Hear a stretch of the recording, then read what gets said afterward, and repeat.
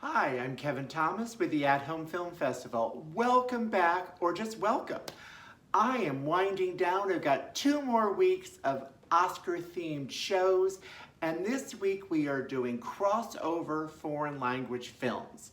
Now, what does that mean to us? Well, every week I do 7 movies at the At Home Film Festival, 1 for every day of the week. And this week's, the Oscars are next week, I am doing foreign language films that were either nominated for Best Foreign Film, now called International Film, or won, and got nominated in other categories like picture, director, actor, whatever.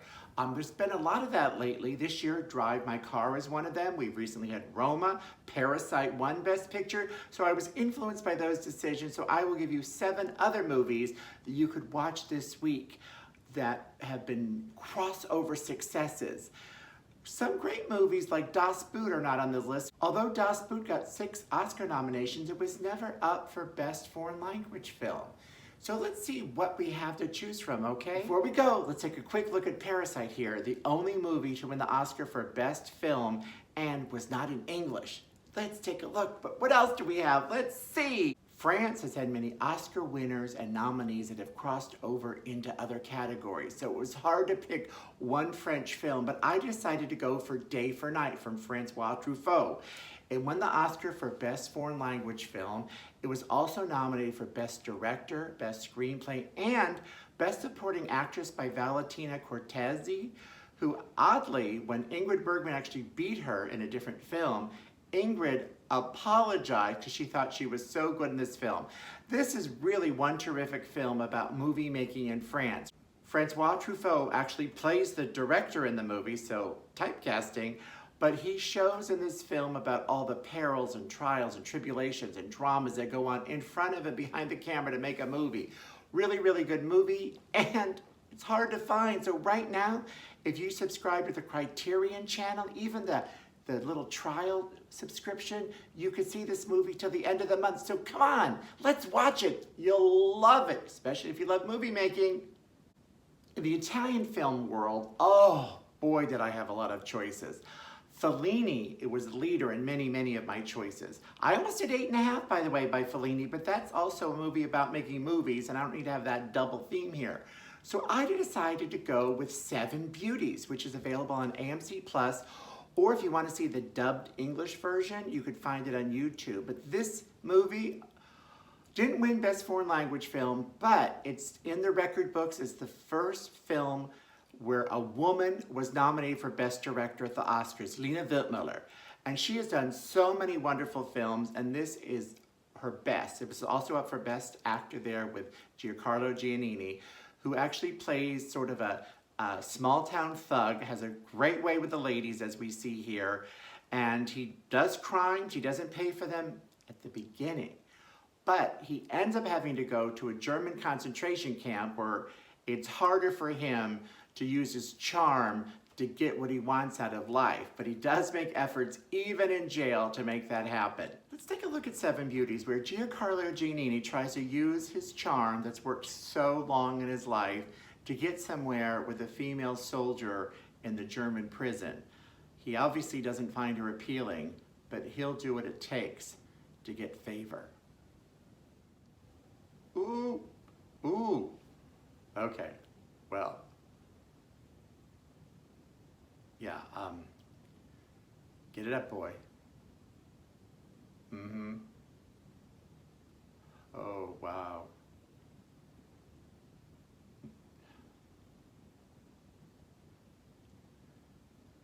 Mm-hmm. Oh, yeah.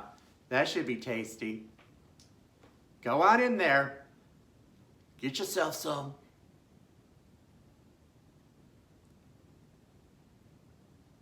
Ooh.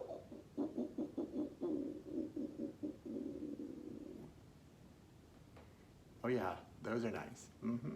Mm-hmm. Ooh.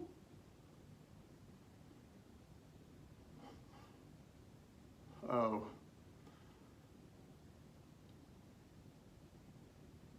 I would put the sound up, but the only place I found this clip was the dubbed version, and I am stressing foreign language films. Okay, ooh. Oh, yeah. Well, even if she were the hottest woman in the world, that does not look like she's going to get excited over that. What's that, biting? What are you, Armie Hammer?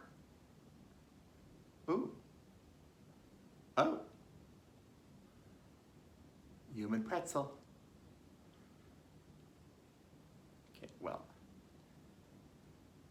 Okay, well, anyway, I think I've had enough. Yeah, I'm gonna turn it off. Anyway, maybe this scene alone got him an Oscar nomination. Does he get favor with her? You'll have to watch the movie and find out. Oh, doesn't look like it. She's not very impressed. Another big winner with Oscars in foreign films is Ingmar Bergman. He has had 3 pictures win for Best Foreign Language Film, but my favorite among them is this one, Fanny and Alexander, on HBO Max right now, by the way. This movie has won 4 Oscars, which is the most of any foreign film. It's tied, of course, with other movies, including Parasite. But besides the Best Foreign Language Film Oscar, one thing I really, really love and remember about this film is the beautiful, sweeping cinematography. This is a story of life as seen through 2 children. So we see happiness, we see sadness, we see tragedy. It is a 3-hour epic, so for those who can't take that, you better shy away. And some places you can find that it became a mini-series, which is, I think, up to 9 hours to watch more encompassed version of this story. But for Ingmar Bergman films, and he has many great ones, this one is my absolute favorite, so seek out Fanny and Alexander. Also on HBO Max and their Criterion channel is Z. Oh, wow. This movie won Best Foreign Language Film, and it's the first film in history to be nominated for Best Foreign Language Film and Best Picture. But this is a politically driven drama where there's political people are coming to town to bring people together in a peaceful way. But even before that rally takes place, you could see the writing on the wall for hate crimes, for murders, for cover-up and corruption. It sounds a lot like today's world. Movie is gripping as hell, and this is well told. The editing, too, is amazing, which really keeps it tight. And I think that also won the Oscar, or at least a nomination for Best Editing. Wow, this movie, Z. And I won't tell you what the Z means. You will watch it, you could Google it, but at the very end, it will explain the title. You talk about crossover hits. Crouching Tiger, Hidden Dragon is certainly among those. It made a lot of money at the box office. It's one of the films tied for most Oscar wins with 4. It also is tied for most nominations with 10.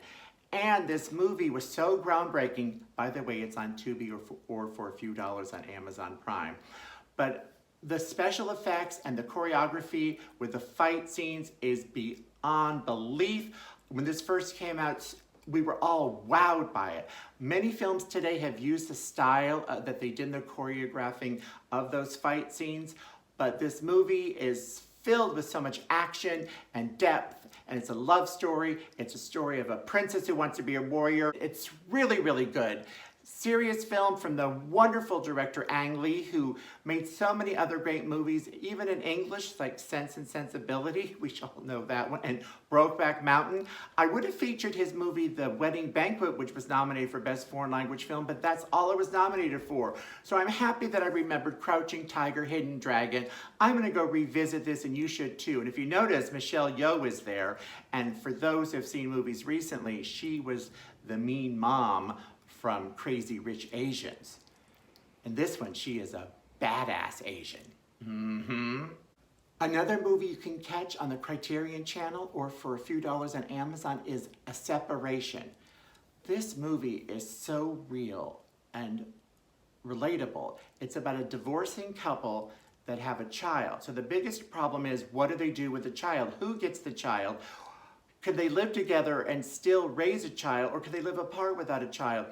They do things to kind of hurt each other to try to get custody of the child, but the real victim is the child. This movie is so good, and no wonder it's won all these awards, and you should definitely watch it. It's more than a story about a family and a separation. It's a story about humanity, forgiveness, and love.